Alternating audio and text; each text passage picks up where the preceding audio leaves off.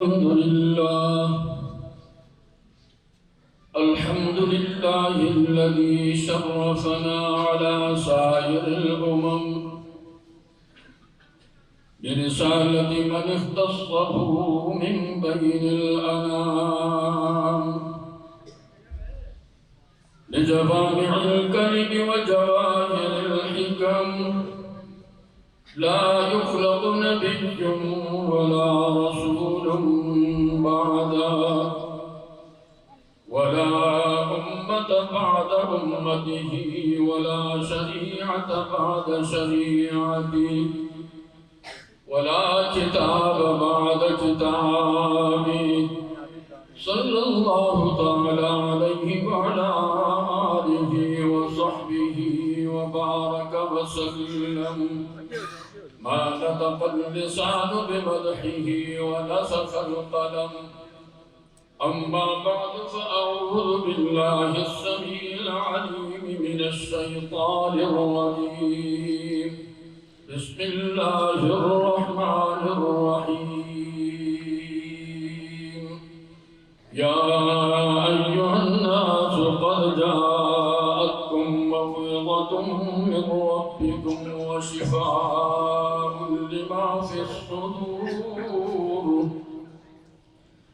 وقال تعالى في مقام آخر: وننزل من القرآن ما هو شفاء ورحمة للمؤمنين. صدق الله مولانا العظيم. اگر دنیا میں رہنے کا ارادہ ہو تمامی کا، اگر دنیا میں رہنے کا ارادہ ہو تمامی کا، گلے میں توپ ڈالو پھر محمد کی غلامی کا.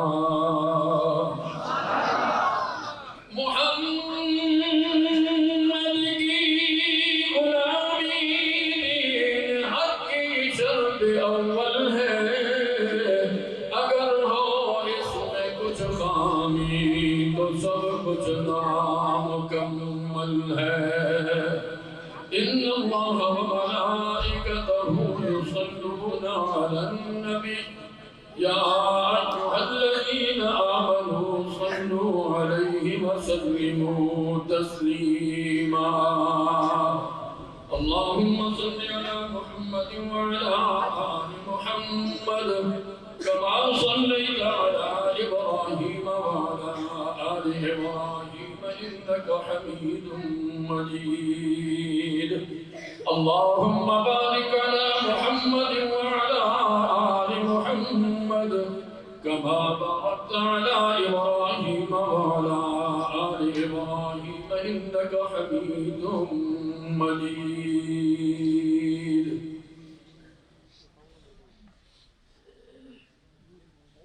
حضرات علماء کرام، معززین علاقہ،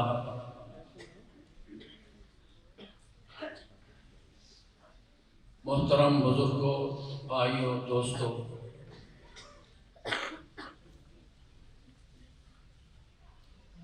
رب کائنات کے حضور یہ بڑی عاجزی کے ساتھ، جنت کے ساتھ دعا ہے. اللہ کے عالم میں ہم سب کا مل بیٹھنا، ایک دینی نسبت سے اللہ کے گھر میں آنا، جمع ہونا، اپنے دربار میں قبول و منظور فرمائے. اونچی آواز سے کہو آمین.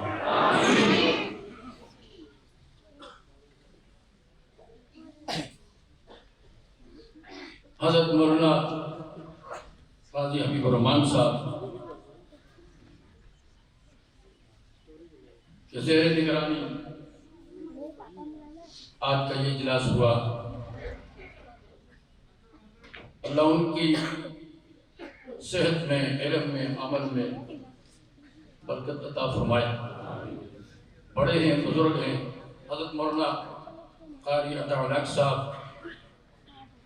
دامت برکاتہ العالیہ ہم سب کے استاد ہیں، ہم ان سب کے شاگرد ہیں. انہوں نے سرپرستی فرمائی اس ادارے کی۔ مولانا قاری کامران صاحب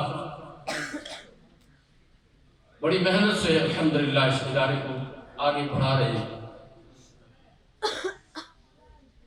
رب کائنات دن دگنی رات چگنی ترقی عطا فرمائے۔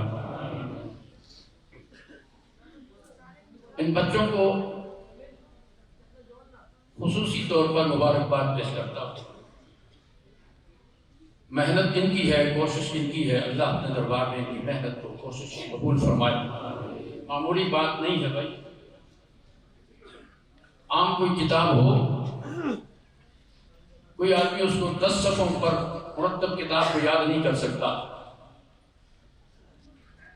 اور رب کائنات نے ان پر نظر رحمت فرمائی، ان کے سینوں کو اپنے قرآن کے نور کے لیے چنا، منتخب فرمایا، اور آج یہ حافظ قرآن ہوئے۔ رب کائنات نے ان کو ایک مقام عطا فرمایا ہے، عظمت عطا فرمائی ہے، رحمت فرمائی ہے۔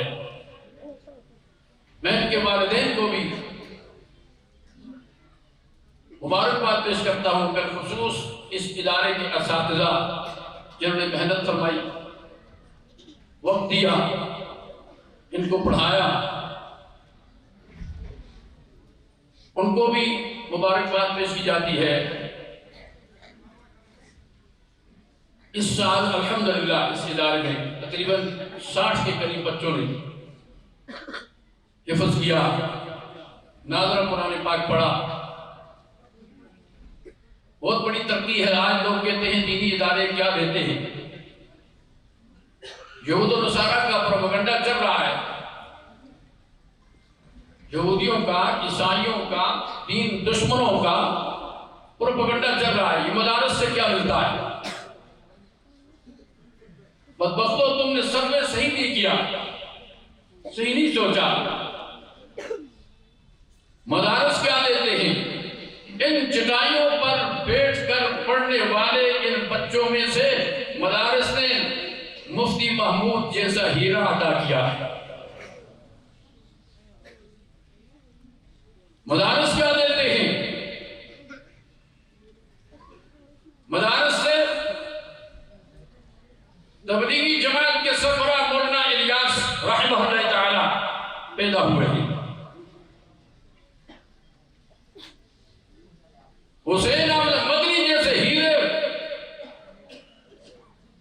محمود الحسن، یہ نام سنتے ہیں، نام لیتے ہیں ہم، ہمارا دل کانپتا ہے۔ اتنے بڑے بزرگوں کا نام لیتے ہیں، آنکھیں ادب کے ساتھ جھک جاتی ہیں، بند ہو جاتی ہیں۔ اداروں سے بہت کچھ ملا، یاد رکھیے گا، جب تک دینی ادارے مدارس قائم ہیں، اللہ کے دین کو کوئی خطرہ لاحق نہیں ہو سکتا انشاءاللہ۔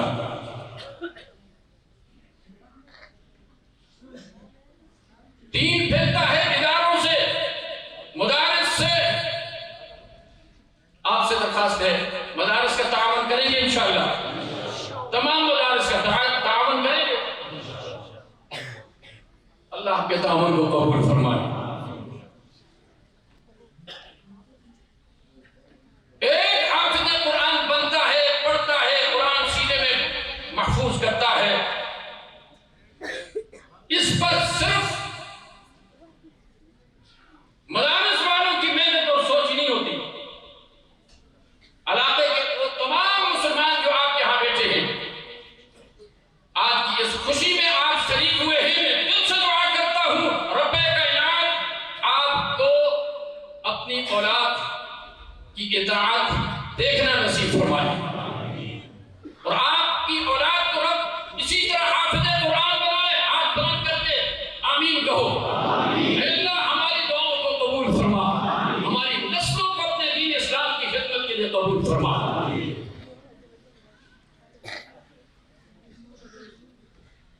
قرآن سمجھ آئے گا علماء کے وساطت سے، قرآن کی وساطت سے، حفاظ کی وساطت سے دین پھیلے گا انشاءاللہ۔ آپ میری طرف توجہ فرمائیں، یہ لوگ آتے جائیں گے، حضرات آتے آئیں گے جائیں گے، مختصر وقت مجھے ملا،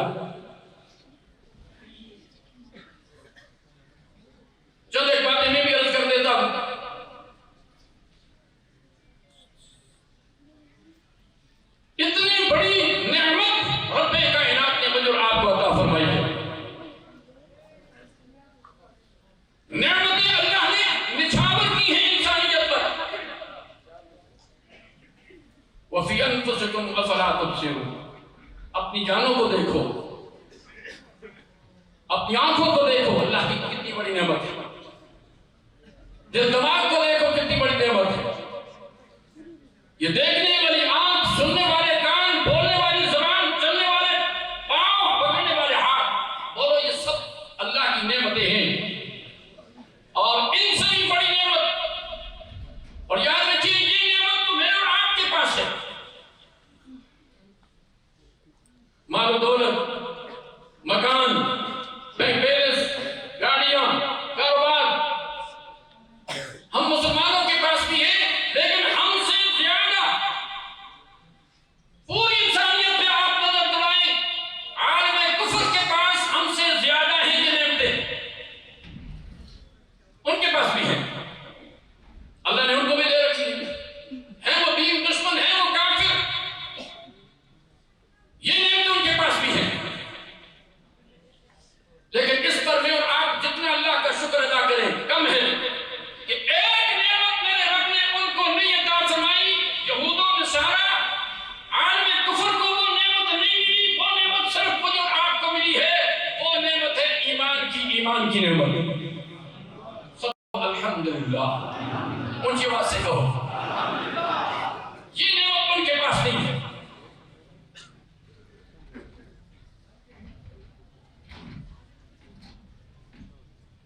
تھوڑا سا اس سے بھی آگے بڑھ کر کروں، یہ ایمان کی نعمت اس امت سے پہلے جتنی امتیں آئی ہیں ان امتوں کے پاس بھی، کچھ لوگوں کے پاس یہ نعمت ان کو بھی ملی ہے ایمان کی. جنہوں نے حضرت نوح علیہ السلام کو مانا، اللہ کا نبی مانا، ان کو بھی یہ نعمت مل گئی. حضرت یعقوب علیہ السلام کی قوم، ان کو بھی یہ نعمت مل گئی ایمان کی.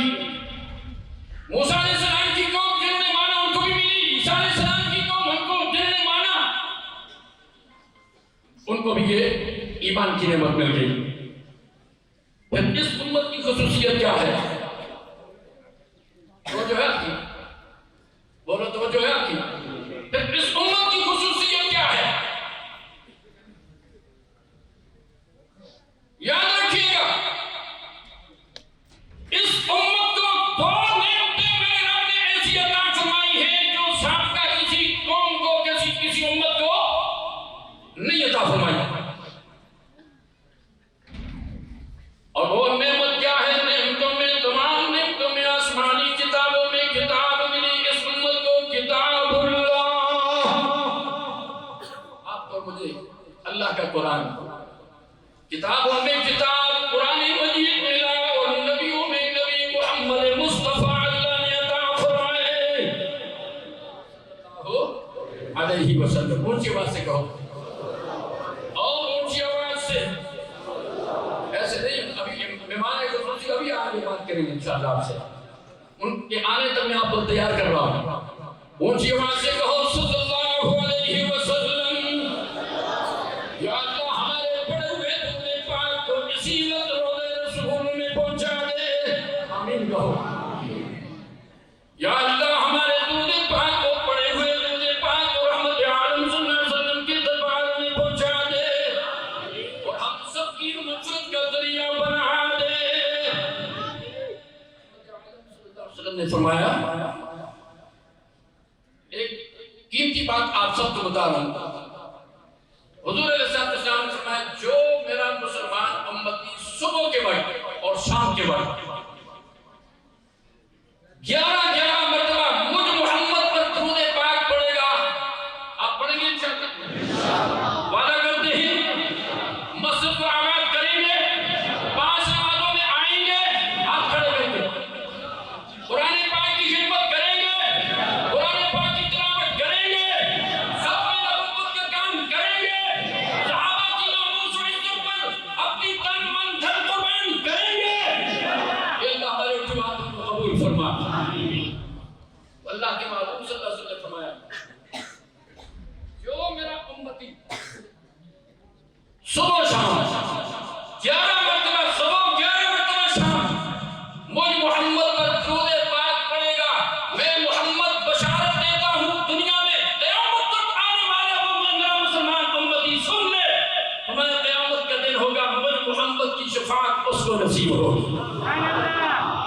صلی اللہ علیہ وسلم. قرآن پاک نعمت عظمیٰ ہے. اس جیسی نعمت کائنات میں اور کوئی نہیں، اور محمد مصطفیٰ جیسی نعمت عظمیٰ اس کائنات میں اور ان کا مقابلہ ہی نہیں. یہ وہ عظیم معجزہ ہے رحمت عالم صلی اللہ علیہ وسلم کا، عظیم معجزہ. معجزات سارے انبیاء کو ملے ہیں، سابقہ نبیوں کو ملے ہیں. ہر پیغمبر کو رب کائنات نے جب دنیا میں بھیجا ہے، وَلَقَدْ بَعَثْنَا فِي كُلِّ أُمَّةٍ رَسُولًا، ہر امت کو اللہ نے ایک نبی عطا فرمایا ہے. تو سوال یہ پیدا ہوتا ہے کہ سیدنا آدم علیہ السلام جب پیدا ہوئے اس وقت ان کے لیے کون سا نبی آیا؟ تو جواب یہ دیا ہے اہل علم نے کہ اس وقت آدم علیہ السلام ہی کو اللہ نے نبی بنا کے، جو سب سے پہلا انسان تھا اس کائنات کا، انہی کو نبی بنا کے دنیا میں بھیجا. 100 لاکھ کروڑ انبیاء آئے، ہر نبی اپنی اپنی قوم کے لیے، اپنے خاص محدود وقت کے لیے اللہ کا پیغام سناتا رہا، دنیا سے رخصت ہوتا رہا. اور ہر نبی کو رب کائنات نے اس کی نبوت کی صداقت کے لیے کچھ نشانیاں دی ہیں، علامات دی ہیں. یاد رکھیے، معجزہ کس کو کہتے ہیں؟ معجزہ کا معنی کیا ہے؟ عربی گرامر کے مطابق اعجز یعجز اعجازا فهو معجز ومعجزۃ. اس کا معنی ہے عاجزی، انکساری. اور اسلامی اصطلاح میں، اسلام کی اصطلاح میں معجزہ اس کو کہتے ہیں کہ جو خرق عادت اللہ کے فرستادہ بھیجے ہوئے پیغمبروں میں سے کسی پیغمبر کے ہاتھ پر وہ معجزہ صادر ہو جائے، اور اس کے علاوہ کسی غیر نبی کے ہاتھ پر وہ صادر نہ ہو. خرق عادت، عادت کے معمول کے خلاف. اگلی بات، اور انبیاء کے علاوہ نبیوں کے بعد غیر نبی کے ہاتھ پر اگر کوئی ایسی علامت، کوئی بات سامنے آ جائے تو اس کو کرامت کہتے ہیں. کیا کہتے ہیں؟ بولو کیا کہتے ہیں؟ اونچی آواز سے. اس کو کیا کہتے ہیں؟ کرامت کہتے ہیں. جو خاص بندوں کے ہاتھ سے، اللہ کے خاص بندے، مومن مسلمان کسی اللہ کے ولی کے ہاتھ سے ظاہر ہو جائے، اس کو کرامت کہتے ہیں. اور اس کے علاوہ یاد رکھو، ایسی کوئی خرق عادت بات کسی کافر کے ہاتھ سے صادر ہو جائے، ہو سکتا ہے کسی ملحد کے ہاتھ سے، کسی یہودی کے ہاتھ سے، کسی نصرانی کے ہاتھ سے، کسی کافر کے ہاتھ سے کوئی ایسی چیز سامنے آ جائے تو اس کو استدراج کہتے ہیں. کیا کہتے ہیں؟ اونچی آواز سے بولو، کیا کہتے ہیں؟ استدراج. جس کا معنی ہوتا ہے دھوکہ. ہو سکتا ہے، لیکن اس پر میں آپ نے ایمان، بولو ایمان نہیں لانا. ایک وقت آنے والا ہے، مشکل وقت انسانیت پر، اور وہ ایسا وقت ہے اللہ کے نبی صلی اللہ علیہ وسلم نے اس وقت کے آنے سے پناہ مانگی اور امت کو سبق دیا ہے. توجہ ہے آپ کی؟ توجہ کرو، بات میں کرتا ہوں آپ سے.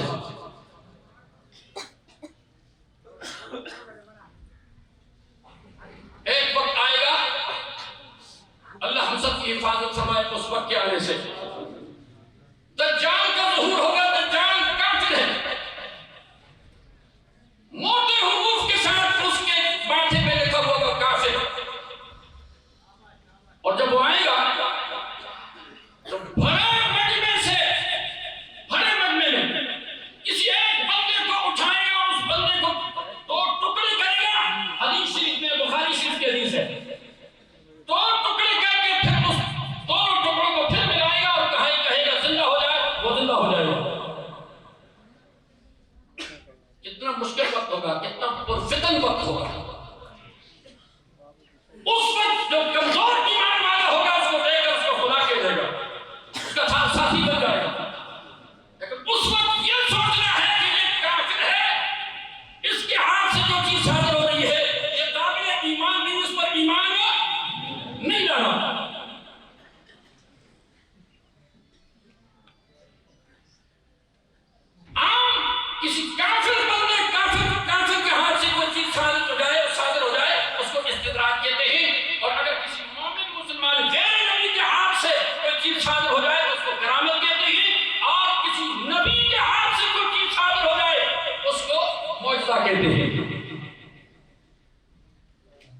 نبی کو اللہ نے کچھ معجزات عطا فرمائے.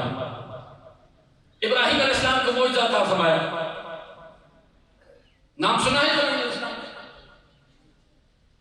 بہت سارے معجزات ان کو بھی عطا فرمائے حق تعالی نے.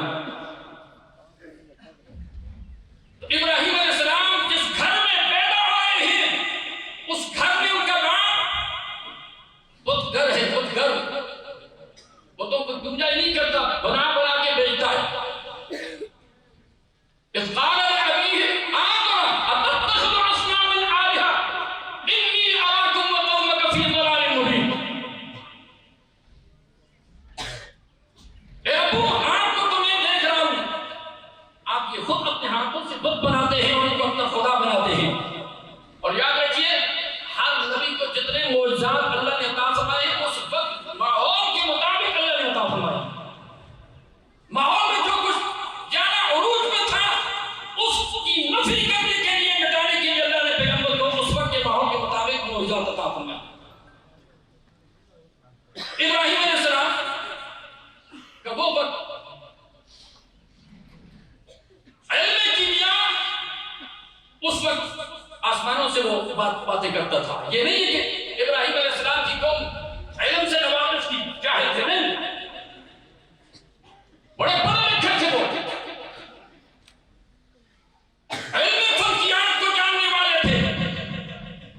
ابراہیم علیہ السلام کے زمانے میں جو بادشاہ تھا نمرود، وہ آتش پرست تھا، سورج کو پوجنے والا تھا، آگ کے بلند شعلوں کو دیکھتا تو ان کے سامنے سجدہ کرتا. تو علمی کیمیا کیمسٹری عروج پہ تھی. اس کی مثال آپ کو بتاؤں. حضرت موسیٰ علیہ السلام کی قوم اور موسیٰ علیہ السلام کے زمانے میں فرعون نے خدائی کا دعویٰ کیا، انا ربکم الاعلی. تو جب زر کے نیل ہوا، رب کائنات نے اس کو تباہ کیا. نیل کی موجوں نے اس کو جب غوطے کے اوپر غوطہ لگایا، مر گیا. اٹھایا اس وقت کے لوگوں نے. میں اور آپ کہیں کہ اس وقت کے لوگ پڑھے لکھے نہیں تھے. آپ کی سائنس کی دنیا کہتی ہے، آپ کی سائنسدان حیران ہیں. اس وقت فرعون کو جب اٹھایا گیا اور اس کی جو ممی آج بھی ہے اس پر جو کیمیکل اس وقت کے لوگوں نے استعمال کیا تھا اور پٹیاں باندھی تھی، آج کی سائنس بھی کہتی ہے پتہ نہیں وہ کیا چیز تھی، کیا کیمیکل تھا. وہ تو اللہ نے ایک نشانی کے طور پر اس کو رکھنا تھا. آج بھی دنیا دیکھ لیجیے اس کو عبرت کے لیے رکھا ہوا ہے. تو ابراہیم علیہ السلام نے قوم کو دیکھا، بادشاہ کو دیکھا، باپ کو دیکھا. ایک اللہ کے علاوہ آگ کو پوجتے ہیں، سر جھکاتے ہیں، سجدے کرتے ہیں، ایک اللہ کو سجدہ نہیں کرتے. ابراہیم علیہ السلام آئے، اللہ کا پیغام سنایا. اللہ خالق ہے، مالک ہے، رازق ہے، اسی کا سجدہ ہوگا، اس کے علاوہ کسی اور کو سجدہ نہیں کرنا. اب وہ آگ کو خدا سمجھتے تھے. آگ کو علم کیمیا کیمسٹری یہ کہتی ہے، سائنسدان یہ کہتے ہیں کہ جہاں پر گرمی نہ ہو، حرارت نہ ہو، وہاں پر زندگی کے آثار نہیں ہوتے. اور اس حرارت کے لیے، اس زندگی کے آثار کو قائم رکھنے کے لیے دو چیزیں، ایک سورج اور دوسری آگ. یہ آج بھی آپ تاریخ کا مطالعہ کریں، کتابوں کا مطالعہ کریں، آپ کو پتہ چل جائے گا. پڑھے لکھے لوگ جانتے ہیں قطب شمالی اور قطب جنوبی میں آج بھی جہاں یہ سورج کی شعاعیں وہاں گرمائش نہیں پہنچاتی، گرمی نہیں پہنچتی، وہاں پانی کے اندر مچھلی نہیں ہے.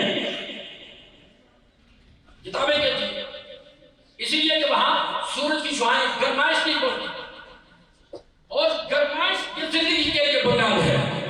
اور اس وقت نمرود اور ان کافروں کا یہ عقیدہ تھا کہ زندگی سورج سے، آگ سے ہوتی ہے.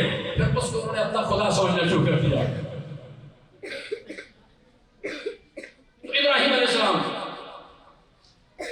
جب سامنے آ کے انہوں نے دعوت دی اللہ کے دین کی اللہ کی بات سامنے رکھی کہ سجدہ صرف کس کا ہوگا؟ بولو کس کا ہوگا؟ سجدہ کس کا؟ مشکل کشا کون؟ حاجت روا کون؟ اولاد دینے والا کون؟ بیٹیاں بیٹے دینے والا کون؟ باپ و بہار دینے والا کون؟ حضرت ابراہیم علیہ السلام نے جب یہ آواز لگائی تو مقابلہ ہوا. اس وقت نمرود نے بہت بڑی آگ جلائی، کہا اس کا خاتمہ یوں کرتے ہیں. ابراہیم علیہ السلام کا خاتمہ یوں کرتے ہیں، آگ جلائی. ہفتوں کے ہفتے گزر گئے، آگ جل رہی ہے، فلک بہت شعلے پیدا ہو گئے اور اتنی اونچی فلک بہت شعلے تھے، ان کے اوپر سے اگر کوئی پرندہ جاتا وہ بھی جھلس جاتا. تیاری کی ابراہیم علیہ السلام کو آگ میں ڈالیں گے، خاتمہ ہو جائے گا. کیوں ڈالیں گے؟ بولو اس لیے ڈالیں گے کہ وہ آگ کو اپنا خدا سمجھتے تھے کہ اس کا خاتمہ ہمارا خدا کر دے گا،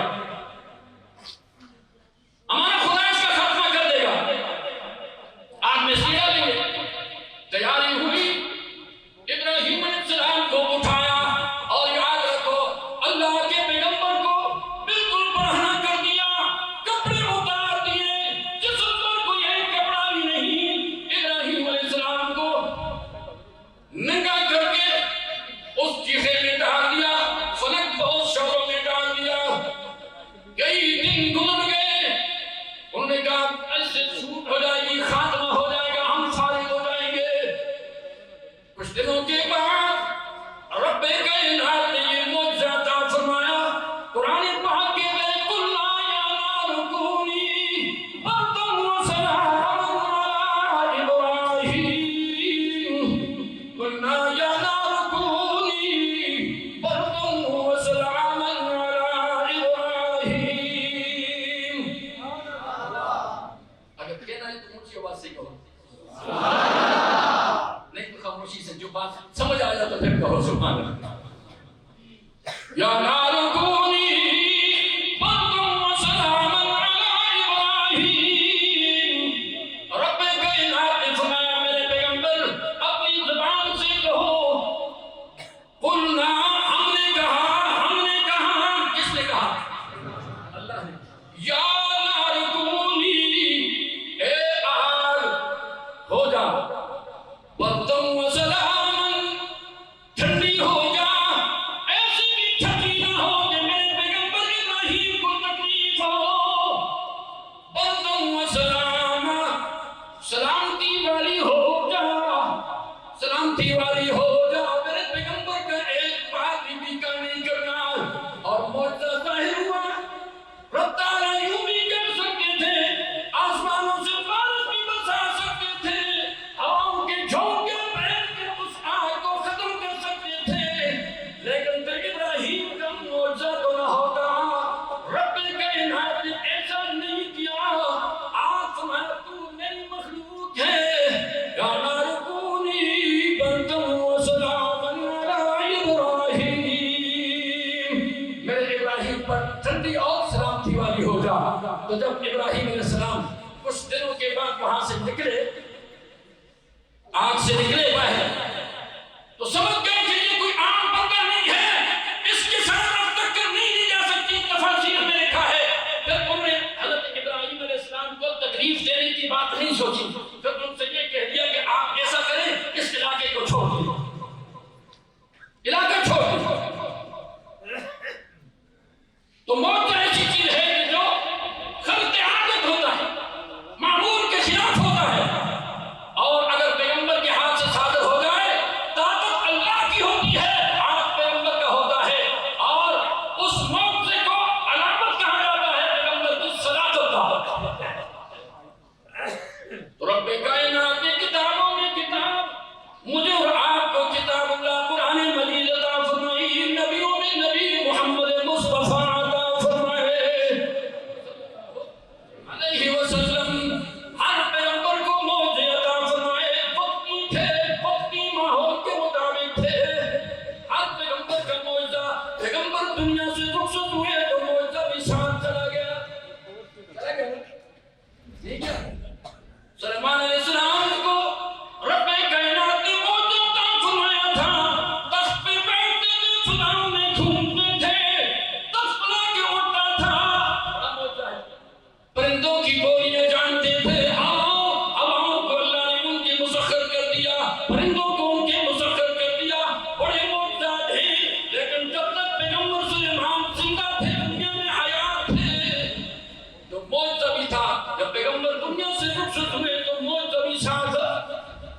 چلا گیا. موسیٰ علیہ السلام کو رب کائنات نے موجزہ عطا فرمایا. ہاتھ میں ڈنڈا پکڑا ہوا ہے, سوٹی لاٹھی. القھا یا موسیٰ, موسیٰ اس لاٹھی کو زمین پہ پھینکو. اور جب پھینکا القھا بن گیا. اور جو فرعون کے ماننے والے تھے, اس کی جو فوج تھی, اس کے جو جادوگر تھے, انہوں نے جو رکھا ہوا تھا اپنے پاس جادو کی صورت میں رسیاں, وہ بھی پھینکی. جب یہ بڑا انتہا سامنے آیا تو ساری رسیوں کو ہڑپ کر دیا. قوم سمجھ گئی. قرآن کہتا ہے فوراً فرعون کی قوم سجدے میں پڑ گئی یہ عمل دیکھ کر حضرت موسیٰ علیہ السلام کا, اور کہنے لگے اب ہم کس شخص کے ساتھ مقابلہ, یہ ہمارے مقابلے کا, موسیٰ ہمارے مقابلے کا نہیں ہے, اب اس کے ساتھ ہم مقابلہ نہیں کر سکتے. تو موسیٰ علیہ السلام دنیا سے رخصت ہوئے تو موجزہ بھی ساتھ چلا گیا. عیسیٰ علیہ السلام دنیا سے رخصت ہوئے, موجزہ بھی ساتھ چلا گیا. ان تمام انبیاء کے موجزے عملی تھے, اور میں نے آپ کے پاک پیغمبر محمد مصطفیٰ صلی اللہ علیہ وسلم کا وہ موجزہ عملی نہیں, علمی موجزہ تھا.